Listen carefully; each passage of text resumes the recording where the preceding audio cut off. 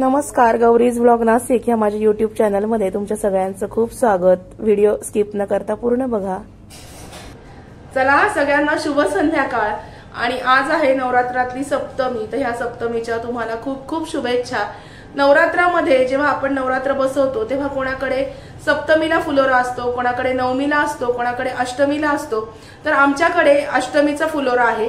तर आमच्याकडे फुलोऱ्यासाठी कडकण्या आणि करंजा असे दोन प्रकार करावे लागतात। तर म्हटलं आज ती रेसिपी तुमच्याबरोबर शेअर करावी। तर कडकण्या आणि हे जे करतात ना करंजा, याच्यासाठी मैदा मी काही वापरत नाही, कारण तो हानिकारक आहे। मैदा आम्ही स्ट्रिक्टली बंद केलेला आहे, मैदा आम्ही खात नाही। तर मग त्याच्यासाठी अगदी बारीक रव्याच्या कडकण्या आणि करंजा कशा करायच्या त्या पण अगदी खुसखुशीत होतात। ती रेसिपी आज तुमच्याबरोबर शेअर करते, चला बघूया। करंजा करणार आहोत आपण, रव्याची करंजी। आता त्याच्यासाठी हा बारीक रवा घेतलेला आहे मी। बारीक रवा घेतल्यानंतर त्याला, आता हा साधारण 1 किलो रवा आहे, त्याला साधारण तेलातल्या 4 पळ्या मोहन, कडकडीत आपण जे मोहन करतो ते मोहन मी आता याच्यावरती घालून घेणार आहे। हे बघा, हे तेल गरम केलंय, हे मोहन याच्यावरती घालून घेणार आहे। आणि हे जे पीठ आहे करंजीचं, जे आपण भिजवणार आहोत रव्यामध्ये, हे दुधामध्ये भिजवायचं असतं, कारण याचा नैवेद्य असतो म्हणून। अगदी बारीक 100 नम्री रवा घ्यायचा आणि मग तो दुधामध्ये भिजवायचा। आता हे जे आहे हे मस्तपैकी तेल या सगळ्या रव्याला चोळून घ्यायचं,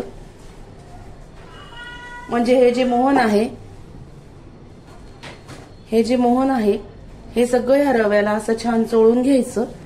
बारीक रवा आणलाय मी, जाड रवा वापरायचा नाही, कारण तो पटकन भिजत नाही आणि त्याच्या करंज्या चांगल्या पण लागत नाही म्हणून। आता हे जे आहे हे आपण दुधामध्ये भिजवून घेऊया।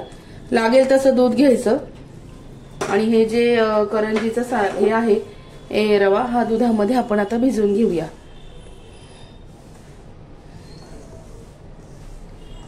हे भिजवताना खूप जास्त घट्ट भिजवायचं नाही आणि खूप जास्त सैल पण भिजवायचं नाहीये। आणि हे भिजवल्यानंतर कमीत कमी अर्धा तास हे पीठ मुरण्यासाठी भिजवून ठेवायचे। असं भिजवलं आणि लगेच करंज्या केल्या असं करायचं नाही। हे भिजवायचं आणि अर्धा तास मुरू द्यायचं। आता हे सगळं पीठ मी भिजवून घेते आणि मग बोलते तुमच्याशी। हळूहळू मळायचं, असं सुरुवातीला कोरडं कोरडं वाटतं। मैदा शक्यतो मी वापरत नाही, कारण मैदा खूप हानिकारक आहे शरीराला, म्हणून बारीक रवा वापरते, मैदा मी वापरत नाही। कारण काय होतं, आपण हा जो कडकण्या आणि करंज्यांचा प्रसाद करतो, आमच्याकडे कडकण्या आणि करंज्या दोन्ही आहेत, तर मग मैदा खाल्ला की त्रास होतो। ह्या करंज्या आपण अगदी खाऊ शकतो आणि हेल्दी आहे, मैदा शक्यतो मी नाही वापरत। आता हे सगळं भिजवून घेते। हे बघा, हे करंज्यांचं बारीक रव्याचं पीठ मी भिजवून घेतलंय। आता याच्यावर एक झाकण पालथं घालायचं किंवा भांडं पालथं घालायचं आणि अर्धा तास हे पीठ मुरू द्यायचं। केल्या केल्या जर तुम्ही करंज्या करायला घेतल्या तर त्या फुलणार नाहीत, तर हे छान मुरू द्यायचं। कंप्लीट अर्धा तास मोजून हे पीठ आपण म्हणजे मुरू देऊया। याच्यावर झाकण पालथं घालते मी, हे बघा, याच्यावर पालथं घालते आणि हे अर्धा तासासाठी मुरत ठेवते। आणि मग सारण कसं करायचं गुळाचं ते पण तुम्हाला दाखवते। आता करंजीचं सारण करून घेऊया। एका साईडला करंजी तळण्यासाठी तेल दुसऱ्या शेगडीवरती मी गरम करत ठेवलेलं आहे आणि डेसिकेटेड कोकोनट वापरणार आहे मी। हे छान आपण भाजून घेऊया आधी। गुळाच्या करंज्या करणार आहे, साखरेच्या करणार नाहीये। गुळाच्या छान लागतात आणि आमच्याकडे गुळाच्या करंज्या सगळ्यांना आवडतात, त्याच्यामुळे गुळ आणि खोबऱ्याची करंजी। साखर नाही वापरत शक्यतो, आणि मैदा सुद्धा स्ट्रिक्टली बंद केलेला आहे। मैदा मुलांना सुद्धा देत नाही, कारण हानिकारक आहे मैदा खूप, त्याच्यामुळे। आता हे जे खोबरं आहे हे ऑइल फ्री असतं आणि हेल्दी पण आहे, नाहीतर नॉर्मल खोबऱ्याला खूप तेल असतं, ते काही मी वापरत नाही। आणि हे भाजलं पण लवकर जातं। आता हे डेसिकेटेड कोकोनट आणि याच्यामध्ये आता गुळ घालणार आहे।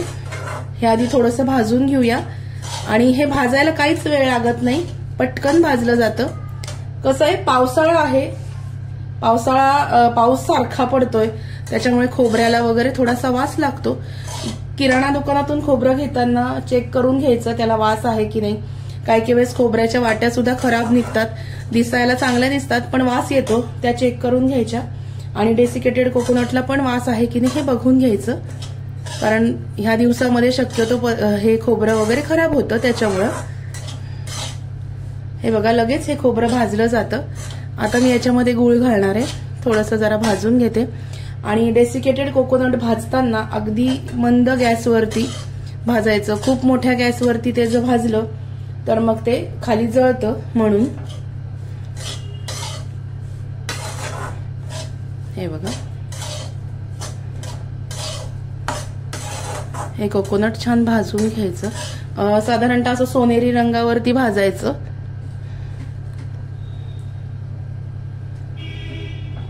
हे बघा दिसतोय कलर थोडासा त्याचा चेंज व्हायला लागलेला आहे.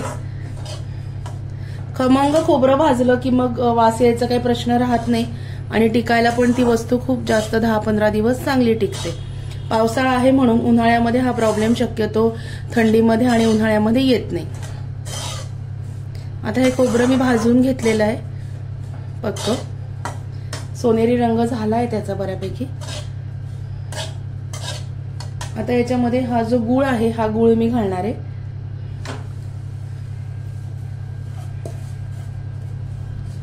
पाव किलो खोबरं आहे त्याच्यापेक्षा थोडासा कमी गूळ याच्यामध्ये घेतला आहे. तेवढ्याला तेवढा जरी घेतला तरी सुद्धा चालतं. हे बघा बरोबरीने घेतला तर त्याची चव खूपच छान लागते. मी बरोबरीनेच घेतलेला आहे. पाव किलोला पाव किलो गूळ घेतलाय. हे सारण मस्तपैकी असं एक जीव असं थोडंसं ओलसर होतं. गुळाला थोडंसं हे सुटतं पाणी सुटतं म्हणून. भाजून घेऊया छान.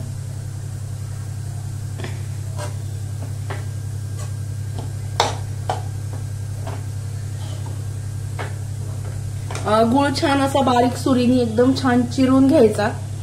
तुम्ही मोठा मोठा गुळ जर फोडून टाकला तर तो सारणामध्ये मिक्स व्हायला वेळ लागतो. त्याच्यामुळे गुळ असा बारीक चिरून घ्यायचा. जमल्यास किसून घेतला तरी चालेल.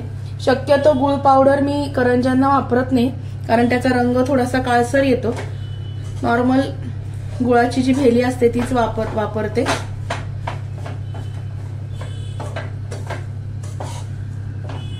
आता हे सारण छान एकजीव करून घेते आणि मग बोलते तुमच्याशी. हे बघा करंजीचं सारण आपलं तयार आहे. हे बघा असं छान होतं ते मोकळं मोकळं झालेलं आहे. आता एवढं मोकळं झाल्यानंतर याच्यामध्ये आपल्याला वेलची पूड घालायची. वेलदोड्याची पावडर आज मी विकतच आणली. मी शक्यतो घरी करते पण आज लाईट गेले होते त्याच्यामुळे विकत आणली पावडर. तर ही वेलची पावडर जी आहे आमच्या नाशिकमध्ये दगडू तेलाचं दुकान आहे. तिथे सगळी काष्ट औषधं मिळतात. वेगवेगळ्या वेखंड पावडर सुंठ पावडर हे सगळं तिथे मिळतं. फेमस दुकान आहे आमच्या इथलं. तिथून ही वेलची पावडर मी आणली आणि ही वेलदोड्याची पावडर जी आहे ही आपण आता याच्यामध्ये घालूया. वेलची पावडर मी याच्यात घातली आणि आता हे सारण एकजीव करून घेते. हे बघा हे सगळं छान वेलदोड्याची पावडर लावल्यावर एकजीव करून घ्यायचं. हे बघा म्हणजे सगळ्या सारणाला आपल्या वेलची लागेल. तुम्ही जायफळ पण लावू शकता पण करंजीला मोदकाला वेलदोडा छान लागतो म्हणून मी वेलची पावडर लावलेली आहे. आता करंज्या कशा करायच्या आणि कडकण्या कशा करायच्या ते दाखवते. मध्ये तेल गरम करत ठेवलेले तेलाला छान ताव येऊ द्यायचा. छान तापू द्यायचं तेल आणि मंद गॅसवर कडकण्या आणि करंज्या तळायच्या असतात. हा छान मस्त गोळा अर्धा तासापूर्वी भिजवलेला होता. आता हा छान मस्तपैकी मुरलेला आहे. हे बघा मस्त मुरलेला आहे. आता याला थोडंसं तेल लावून आपण एकदा छान मळून घेऊया एकदा परत. करंज्या करताना खाली पेपर टाकायचा ओट्यावर आणि मग करायला घ्यायचं म्हणजे आपला जो ओटा आहे तो खराब होत नाही. असा छोटा छोटा गोळा घ्यायचा आणि तो असा मळून घ्यायचा. वेगळं तेल लावायची काही गरज पडत नाही. लागलं तर तेल लावायचं, पीठ लावायचं नाही आणि अशा छोट्या छोट्या त्याचे उंडे करून घ्यायचे करंज्यांसाठी. दाखवते तुम्हाला.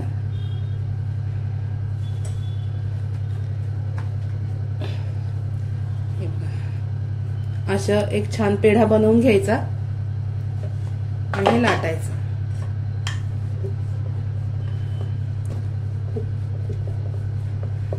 शक्यतो पारी जी लाटताना जास्त पारी पातळही नाही आणि जास्त जाडही नाही अशी लाटायची, ह्या आकारात साधारण. आता याच्यामध्ये चमच्यानी सारण भरायचंय आपल्याला. सारण भरूया. सारण भरपूर टाकायचं म्हणजे करंजी भरीव होते. सारण टाकल्यानंतर हे इथे काठ आहेत हे दाबायचे. हे बघा, हे दाबून घ्यायचे ओके. आणि हे अशी फिरकी मिळते, काताणा म्हणतात याला. या काताण्यानी हे साइडनी असं हळूच कापायचं. उरलेलं जे हे असतं हे परत पिठामध्ये टाकून द्यायचं. हे बघा, अशा पद्धतीने ही करंजी तयार झाली. अशा सगळ्या करंज्या पेपरवरती मी करून घेते. परत एक तुम्हाला दाखवते. हा गोळा असा हातावर मळायचा, याचा पेढा बनवून घ्यायचा असा, आणि मग करंजी लाटायला घ्यायची.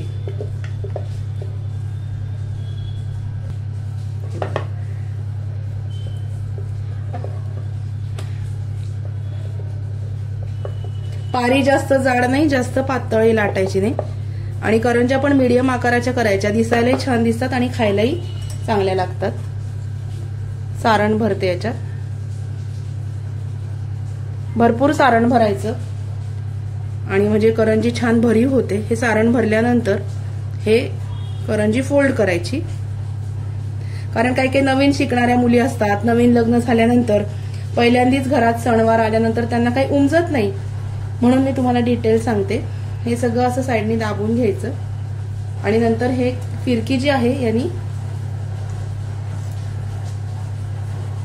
हे असं गोल आकारात कापून घ्यायचं. ही आपली करंजी तयार. हे बघा, अशा पद्धतीने करंजी तयार होते. आणि या सगळ्या अशा करंज्या पेपरवरती मी करून घेते. परत एक करंजी तुम्हाला दाखवते. हे बघा,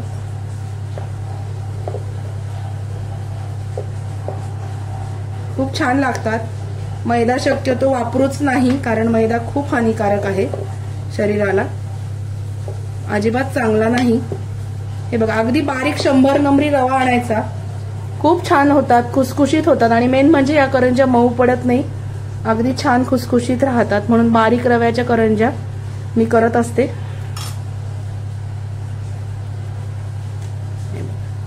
ही करंजी छान अशी मस्तपैकी फोल्ड करून घ्यायची.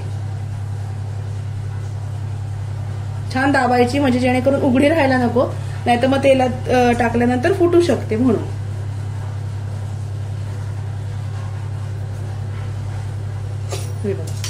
हे सगळं असं काढून घ्यायचं साइडनी.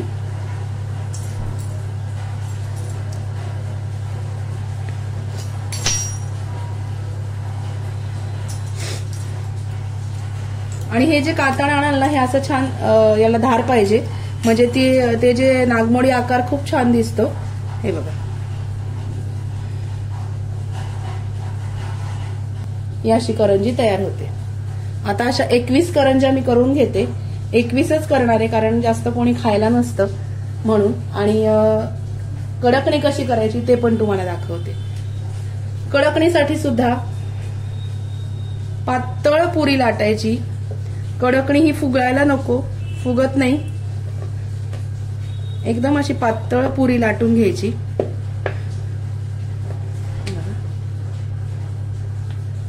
पुऱ्या फुगतात, कडकण्या फुगू द्यायच्या नसतात. हे बघा, अशी पातळ पुरी लाटायची, एकदम पातळ. आणि त्याला ना एक होल करायचं, हे असं. म्हणजे काय, आणि असे तुम्ही टोचे मारले तरी सुद्धा चालतात, म्हणजे ती फुगत नाही. आणि हे होल का करायचं, कारण आपण जेव्हा माळा कडकण्यांची करतो ना देवीला हे करायला, तेव्हा याच्यातून दोरा घालून आपल्याला ही कडकणी ओवता यायला पाहिजे, म्हणून एकदम अशी पातळ करून घ्यायची. परत एक दाखवते.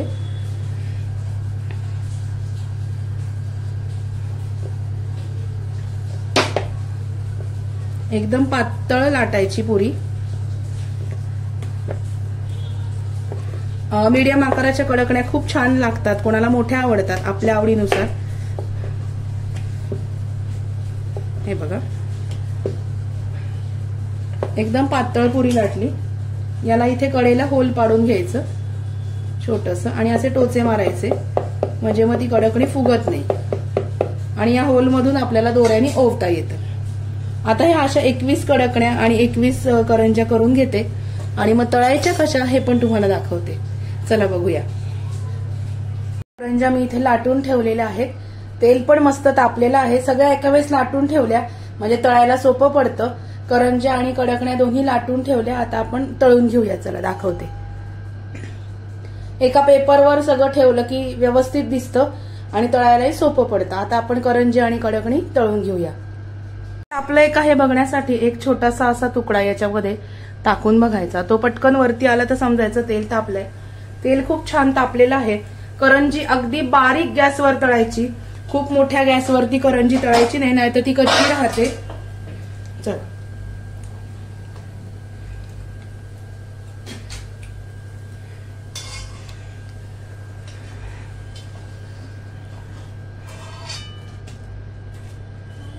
करंजी आपण याच्यामध्ये टाकूया आणि ती छान मंद आचेवरती तळून घेऊया.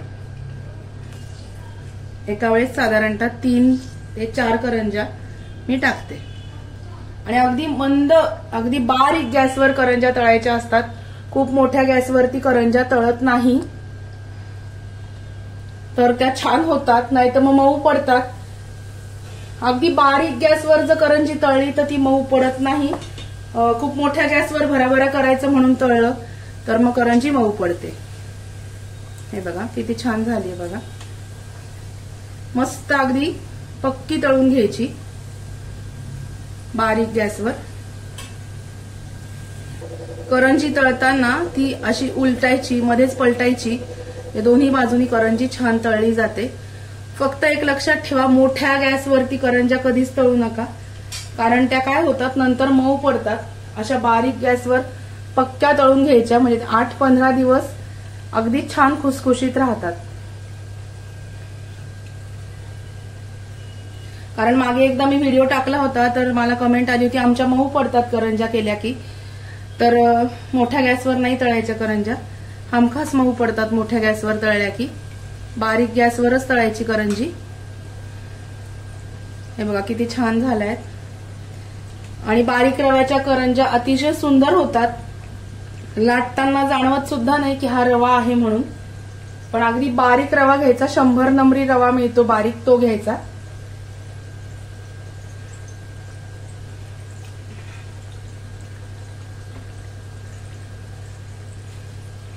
हे बघा अशा गोल्डन कलरवरती थोड्याशा करंज्या तळून घ्यायच्या. अगदी पण लाल लाल अगदी भडक चॉकलेटी रंगाच्या करंज्या तळायच्या नाही, त्या दिसायलाही चांगल्या लागत नाही आणि खायला थोड्याशा कडसर लागतात.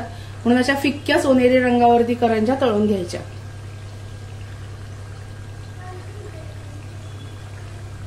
कारण करंज्यांचे जे काठ आहेत ना ते व्यवस्थित हे व्हायला पाहिजे, तळले गेले पाहिजे पक्के. बघा एकदम छान झाल्यात.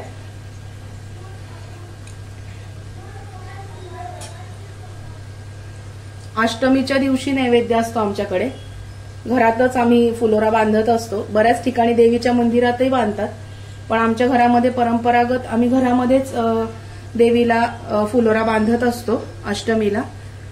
आणि हे जे तेल आहे ना, हे आपण जे दिव्याला तेल आणतो, याला घटाला तेल जे आपण आणत असतो ना, त्यातल्याच तेलामध्ये हा फुलोरा करायचा असतो, असं असतं. तर ते जे तेल आहे त्या तेलामध्येच हा फुलोरा तळायचा असतो, कारण ते देवीजवळ आपण ठेवलेलं असतं आणि त्याचाच दिवा आपण रोज लावत असतो म्हणून. हे बघा ह्या करंज्या छान तळून झाल्यात आणि किती सुंदर रंगावर तळल्या गेल्यात बघा. याच्यामध्ये मी काढून घेते. एकदम छान तळल्या गेल्या आहेत. हे बघा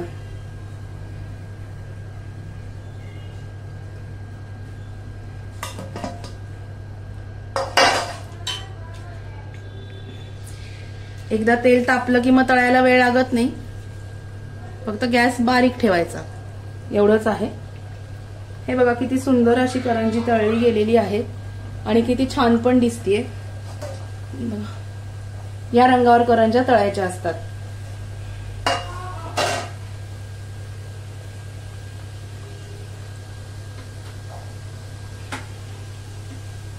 आता ह्या सगळ्या एक घाणा तुम्हाला दाखवते काढून कशा तळायच्या ते, कडकण्या दाखवते आणि मग मी सगळ्या तळून घेईन आणि मग सगळ्या तळलेल्या करंज्या तुम्हाला दाखवीन.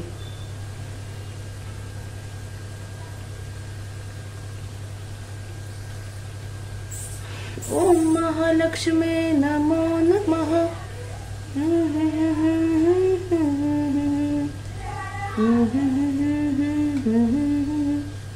सर्व मंगल मांगल्ये शिवे सर्वार्थ साधिके शरण्ये त्र्यंबके गौरी नारायणी नमोस्तुते. देवाचं नाव घेत घेत काही पदार्थ केला ना की तो खूप चांगला होतो. माझी ही श्रद्धा आहे आणि बिघडत नाही आणि खूप छान होतो. तुम्ही पण नक्की हा प्रयोग करून बघा. देवाचं नाव घेऊन तुम्ही कुठलाही पदार्थ करा किंवा कुठलेच आपण काही रोजचं जेवण बनवताना सुद्धा आपल्या मनामध्ये पॉझिटिव्ह विचार असायला हवेत. निगेटिव्ह विचार, चिडचिड, तणतण, भणभण असं करून जर आपण स्वयंपाक केला ना तर ते आपले सगळे विचार, निगेटिव्हिटी त्या अन्नपदार्थांमध्ये उतरत असते. त्याच्यामुळे कधी पण स्वयंपाक करताना देवाचं नाव घ्यावं, प्रसाद करताना देवाचं नाव घ्यावं. तो पदार्थ खूप चांगला होतो. पॉझिटिव्ह एनर्जी खूप गरजेची आहे. म्हणून तुम्ही म्हणाल हा विषय काय काढला मध्येच, पण माझी आई आजी मला हे सांगायची म्हणून तुमच्याबरोबर मी शेअर केलं. हे बघा, ह्या छान अशा करंज्या आपल्या तळून झालेल्या आहेत.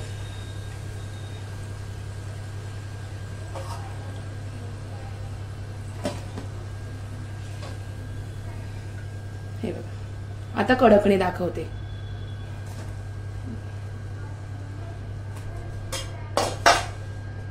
कडकणी तळताना अशी थोडीशी दाबून तळायची म्हणजे ती फुगत नाही.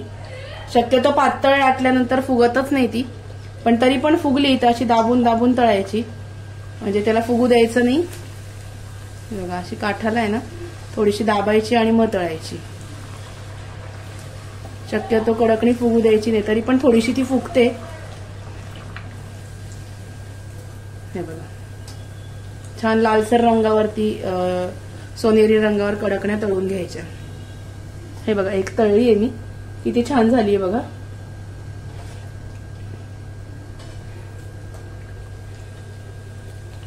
अजून एक कडकणी तुम्हाला तळून दाखवते. हे बघा, अशी तळायची,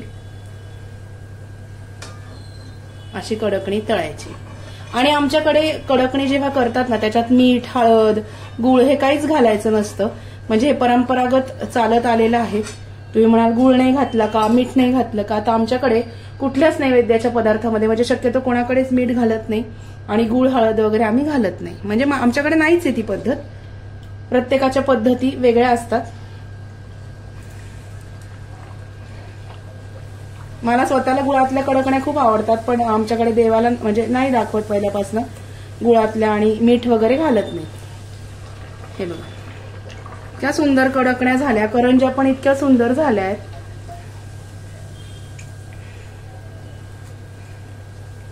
ही मस्त कडकणी तळून घेते. थोडासा निगुतीने करायला आणि एकदम अगदी बारकाईने करायला थोडा वेळ लागतो, पण तो पदार्थ अगदी चांगला होतो. म्हणून घाई करायची नाही करताना, अगदी निवांत करायचं. घाई केली की मग बिघडतो पदार्थ, नाहीतर काहीतरी चुकतं. त्याच्यामुळे हे बघा, अशा पद्धतीने ह्या कडकण्या सगळ्या करून घ्यायच्या. हे बघा, सुंदर झाली. आता ह्या सगळ्या कडकण्या आणि करंज्या मी तळून घेते आणि मग तुम्हाला एकदम सगळ्या तळल्या की कशा दिसतात ते पण दाखवते. चला, मी आता हे सगळ्या तळून घेते आणि मग बोलते तुमच्याशी. करून तयार आहेत. अजिबात खूप छान खुसखुशीत झालेल्या आहेत. थोड्याशा गार झाल्या की मग हा एक डबा आहे, ह्या डब्यामध्ये मी भरून ठेवणार. गरम आहे तर थोडी वाफ येते, वाफ धरतात, वाफतात त्या, म्हणून मग थोड्या गार झाल्या ना की डब्यामध्ये खाली पेपर टाकेन आणि भरून ठेवेन. उरलेलं जे सारण होतं, थोडंसं सारण उरलं होतं, त्याचे मी मोदक केले. म्हटलं देवीला तेवढाच नैवेद्य होईल म्हणून. आता या करंज्या आणि कडकण्या थोड्या थंड होऊ देते आणि मग लगेच डब्यामध्ये खाली पेपर टाकायचा आणि भरून ठेवायच्या. कसा वाटला तुम्हाला आजचा व्हिडिओ मला नक्की कळवा. व्हिडिओ आवडला असेल तर व्हिडिओला लाईक करा, शेअर करा, सबस्क्राईब करा. भेटूया अशाच नवीन व्हिडिओमध्ये नवीन विषयाबरोबर उद्याला. तोपर्यंत स्वतःची काळजी घ्या. Bye bye, take care.